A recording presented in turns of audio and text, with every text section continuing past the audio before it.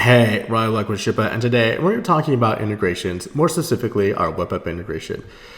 If you take a look at our documentation for webhooks, actually it's pretty extensive. If you're unfamiliar with a webhook is an HTTP-based way of communicating with the external system. So let's actually go ahead and fire up a webhook.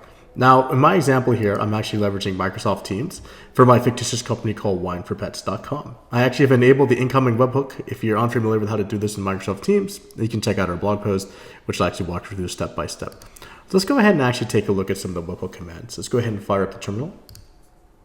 And we go ahead and just list out the webhooks that we have with the simple Shipa event webhook list, which shouldn't actually be anything because I have a fresh install. So actually, let's just go ahead and copy and paste in a webhook command.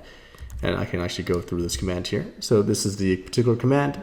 We're making a new webhook called Microsoft Teams. I have the webhook address that's provided for me by Office 365.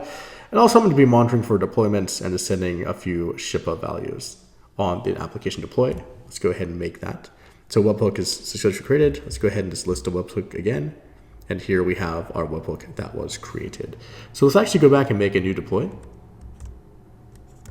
So coming back inside the Shipa dashboard, let's actually just make a really quick deployment. Come back to applications. Here we have a few applications. I'm actually just going to go ahead and run this particular application again. Come back to deploy. I'm going to change it from WordPress to our bulletin board application. Go ahead and click submit. And this might take a few moments to execute, and then we should get a Microsoft Teams alert that this has been done. If we come back into Microsoft Teams, actually I just got the alert that it's been deployed.